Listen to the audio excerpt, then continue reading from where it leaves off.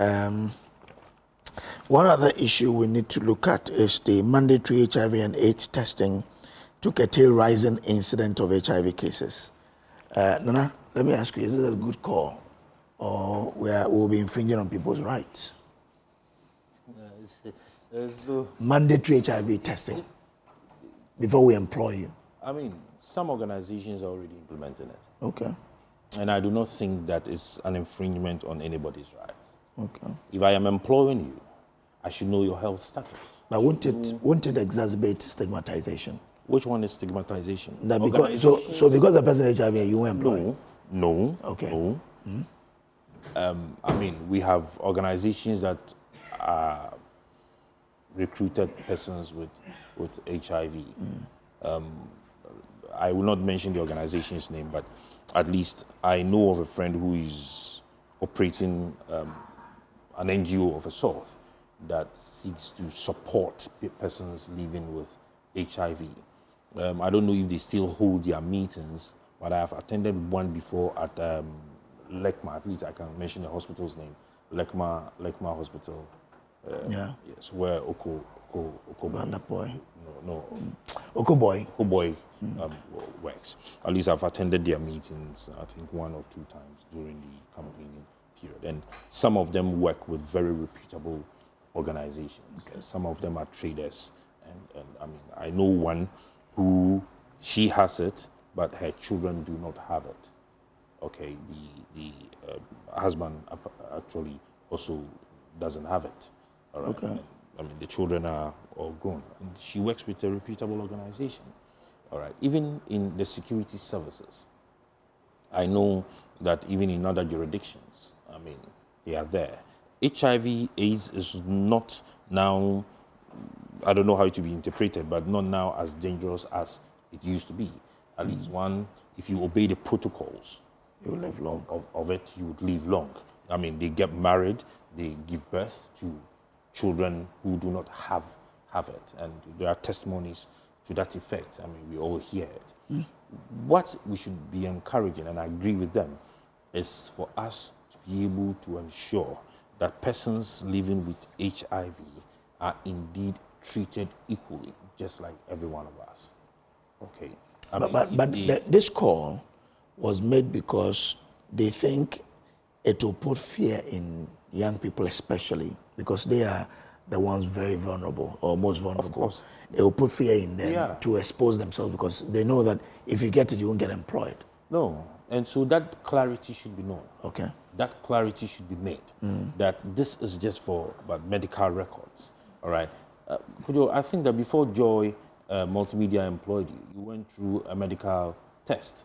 You brought your medical report. And some organizations have very specific health facilities that they would want you to go and have your medical done. Your medicals done. And we should just encourage ourselves. Okay. It also would put us on that urge to be cautious in our everyday life. Let's be honest. Some of us, the young men and women, are living a very careless life. Reckless. The word reckless is there. It's a choice of word. A careless life. You understand? I don't care. You don't understand? They just live the way they want to live, and they will tell you that life is short. Life is never short. Life is never short. There are other more dangerous diseases than HIV/AIDS. There are some diseases that you get it today, and before close of day, you are gone. You understand? Hey. Wow. Of course. I mean, some of these cancerous diseases are something else. And so, the aside encouraging them for those medicals, I think that we should also be able to deal with health facilities that exposes medical reports of their clients. That is where the problem is. That is where the problem is. Okay, and that is where the stigmatization starts from. Okay, if I have come to your health facility to undergo my medicals, you do not have the right to tell the next person or to expose my medical report. I have not asked you to. If it's the organization that has requested they should put in the measures to be able to keep my medicals safe from public. And if I have to go through some care, then they should also make provisions for us to be able to go through that care with that support. You understand me? So it is a good call. It is good to know your status. I mean, we've done it for, I think during President Kufuor's time, they did it for the pregnant women. I think it's mandatory when you get pregnant and you yes. Even till today, it is there. Till today, they test. They check. So if you're a married man, one of the ways you check is to check your wife's results. Your wife can get it, and as you said, and I don't get it. Oh, okay. Your wife can have it and you don't have it. Okay. I'm told I don't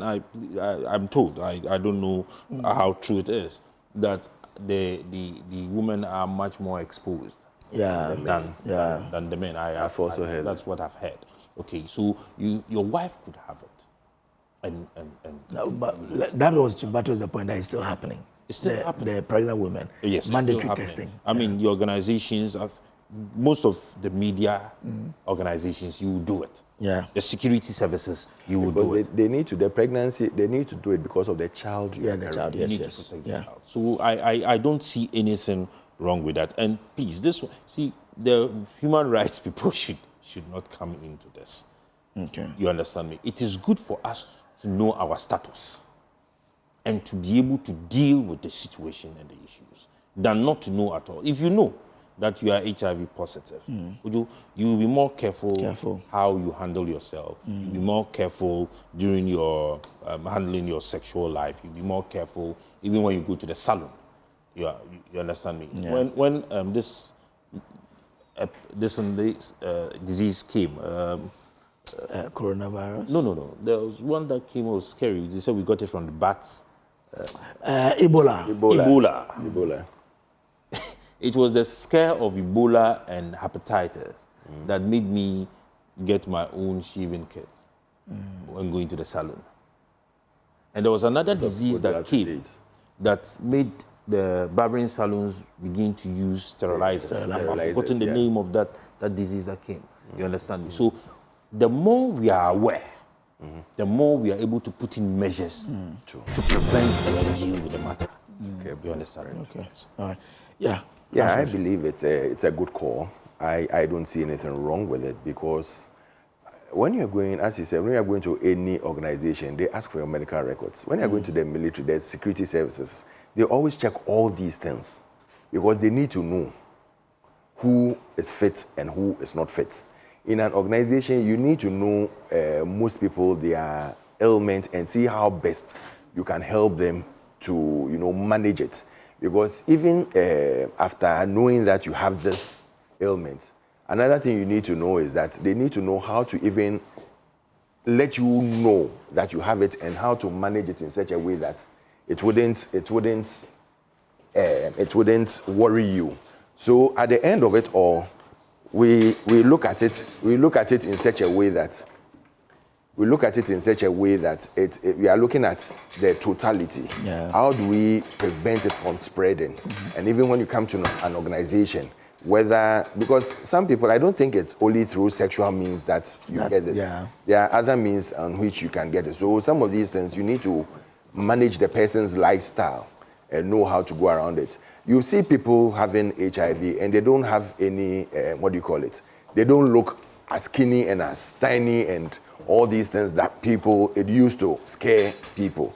So, I mean, my brother can be sitting there and he could have it. I could be sitting here and I could have it and you wouldn't even know that I have it. Yeah. And I could transmit it to you through various means.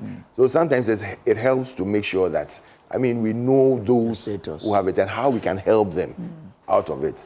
I remember some time back, even, is it Drobo or something? One of these herbalists said he had a cure for it, and all of a sudden he died.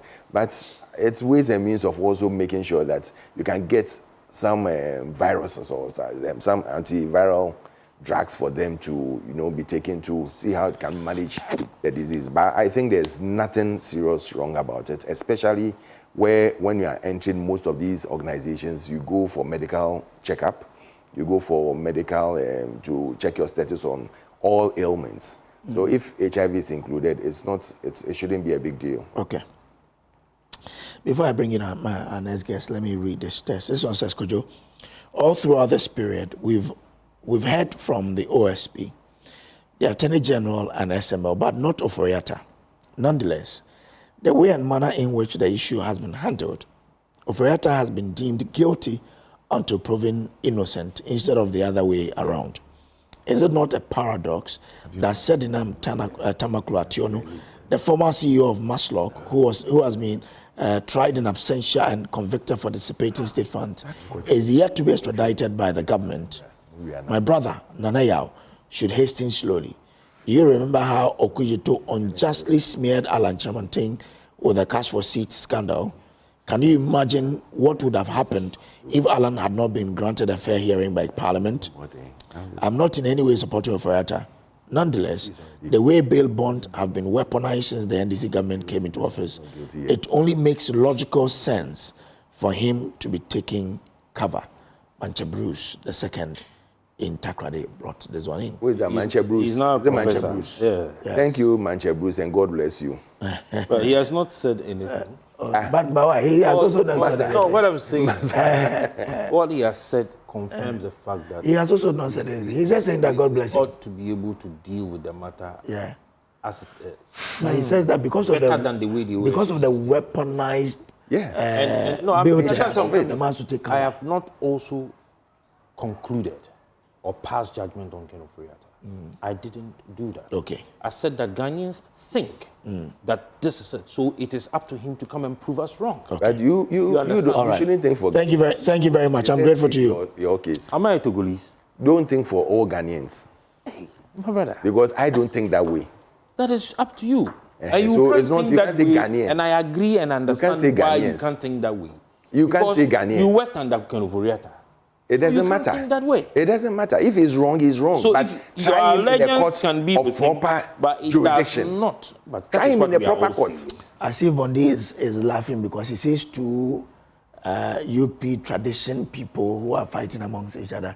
David Bondi is MP for Chifu. We have lost not the UP values tradition. and principles of They are not too UP tradition. They are not UP tradition. Oh, but they were with you until they left. They are plus. They left and broke the principles and values of the UP. Who left? They haven't left. You have left. They You have left. You think this is who the left? MPP? Who left what? You think this is the MPP They by haven't left. You have Don't left. the go there. They are still You with ran them. away. They are still You with ran them. We away. are talking about the tradition. You ran away. But they have not broke away. They are It's still with It's them. Kufuor with you.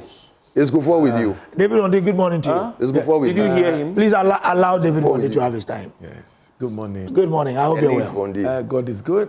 Was successful. Yesterday, we had a very long day into the midnight. In fact, I got home Where? midnight in Parliament. His Excellency John Dramani Mahama, the President of the Republic of Ghana, was with us. We had girls and 9 lessons. Ah, okay, yeah. Yes. So For that event. we did so. Is that why you are late? And I got home really after midnight. Ah. So, unfortunately, Bonnie. it took me away. Why is that but very I'm sorry. They, They are brothers.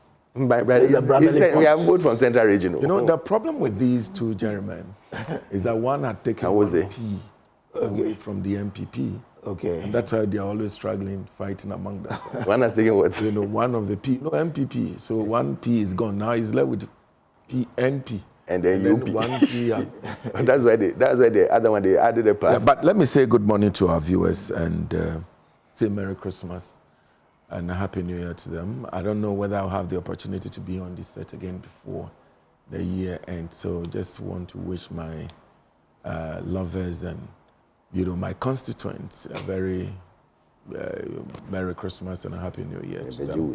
It is our prayer and hope that the good Lord will give us peace and Ghana will continue to see the progress we're seeing.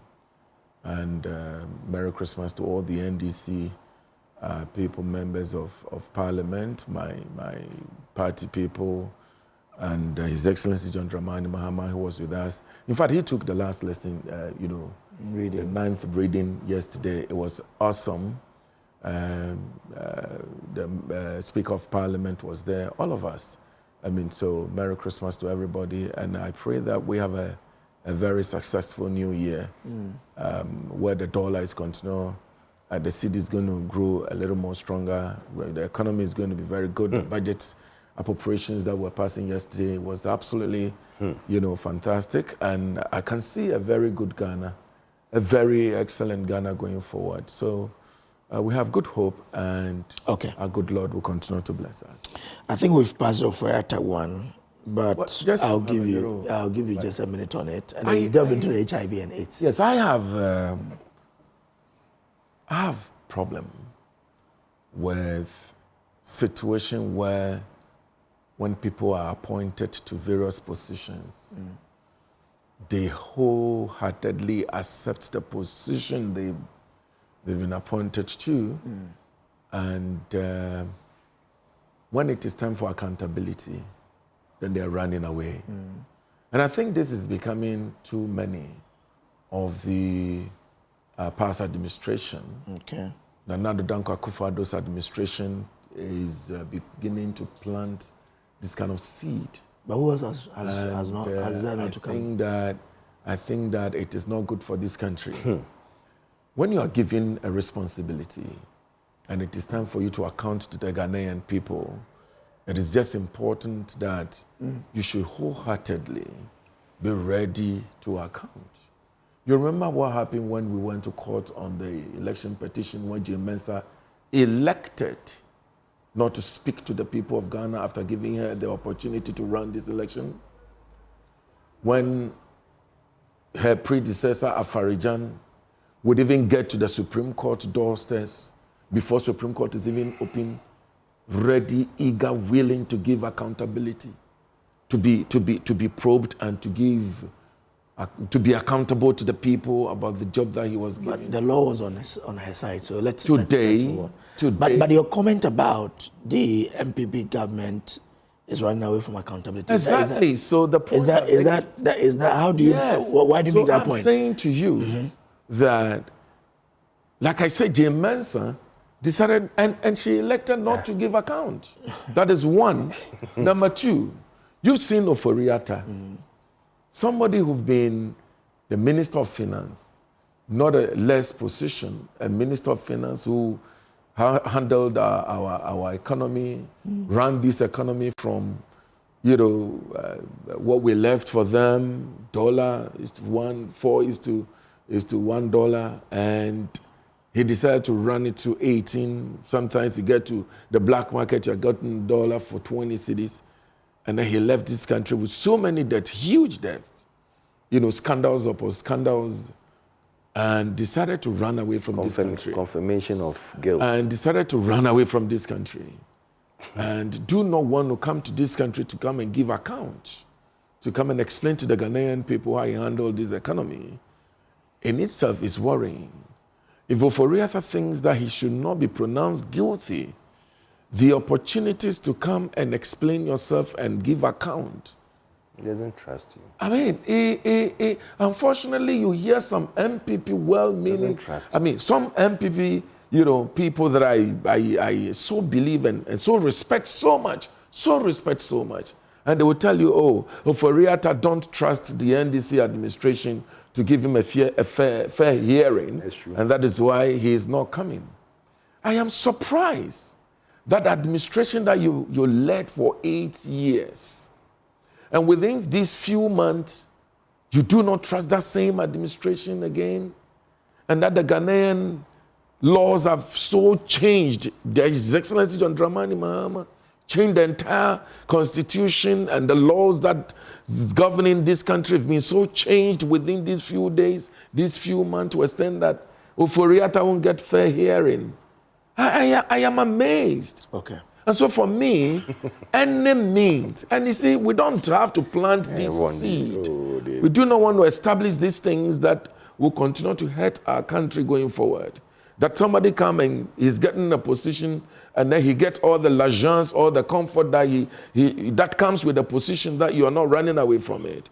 Then after your tenure of office, come and give account to the people.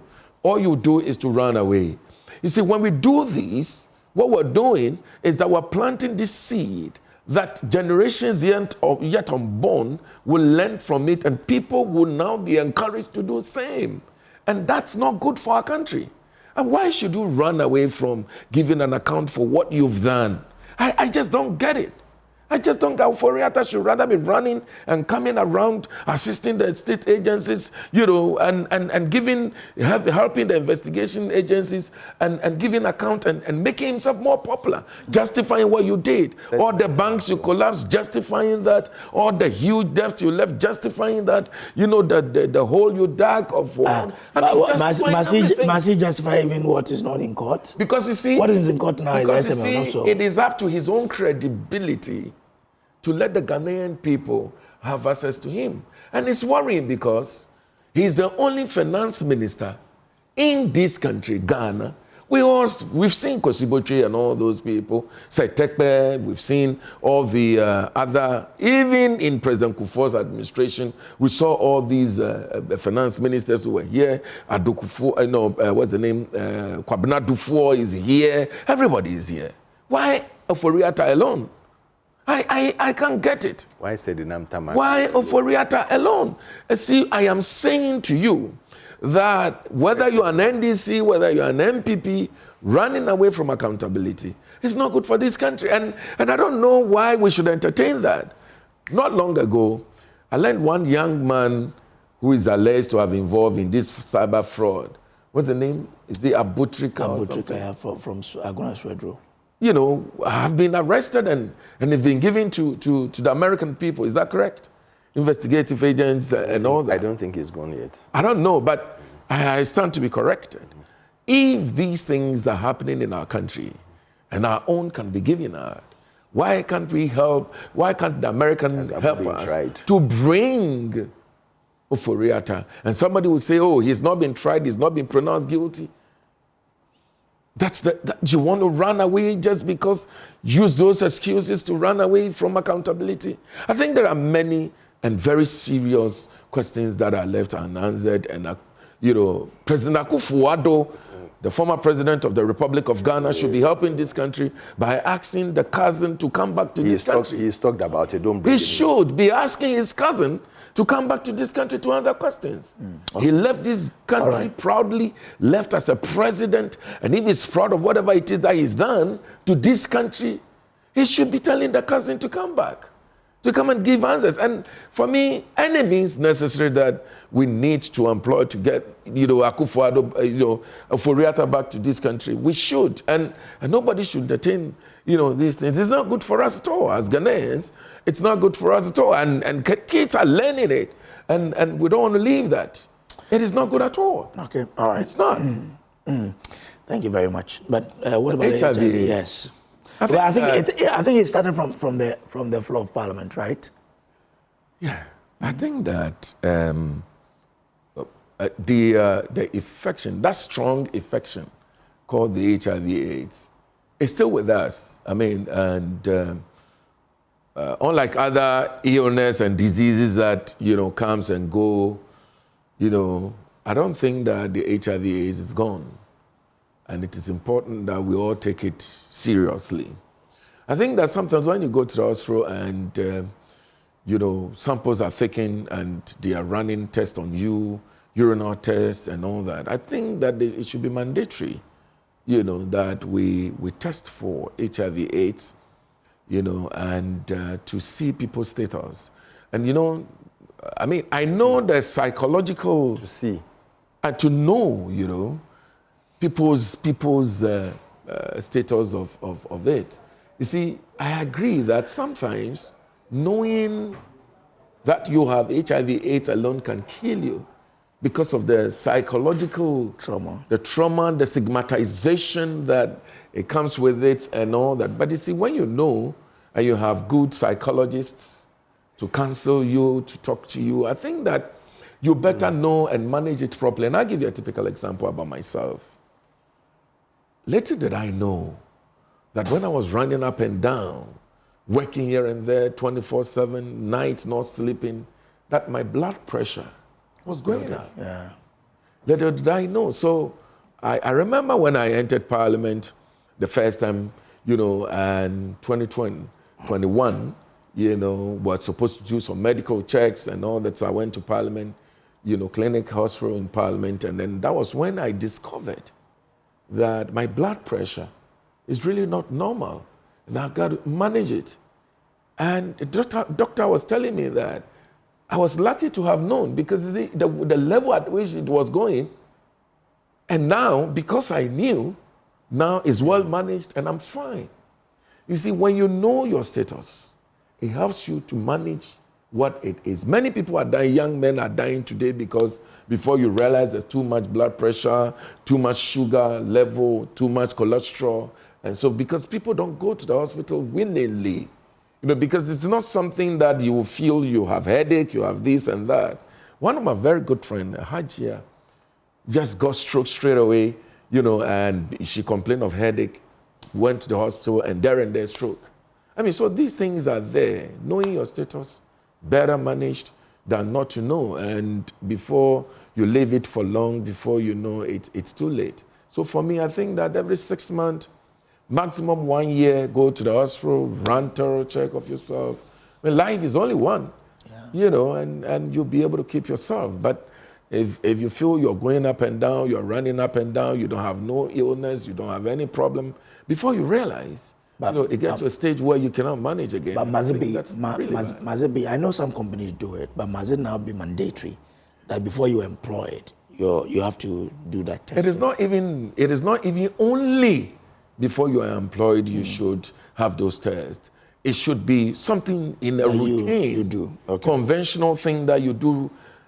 Every year, every 6 months, organizations to ask their workers to do those tests, series of tests, blood tests, to look at your cholesterol level, your sugar level, your heart, high blood level. You should know your HIV status and other illness. I think that it will even help productivity. When your workers are healthy, what it means is that it gives you, a more healthy and a very excellent productivity. So for me, it is not something to, say whether we want to do. It should be mandatory. But you see, when you get to know that, a friend is, let's say, HIV, maybe you won't, but other people stigmatize. What about that? How do we deal with that as well? It is a canker in our country, and that we need to deal with. And I know some doctors can even go extent of even revealing people's status to others, which is wrong criminally, and I thought that morally it's wrong to do that. Nobody is saying that if you detect somebody is HIV positive or have any illness, you should tell anybody. I don't think management should make those disclosures to other employees or we want you. This is you. It's your personal issue. It's your personal situation. How do we help in managing your personal situation? And so that secrecy, that ability to keep it away from others that may stigmatize, careers and affected individuals, should be managed. Once we're able to keep the secrecy, once doctors are able to stay away from telling other people, hey, be careful with this guy because he's having HIV/AIDS and all that, that fear of being stigmatized will go.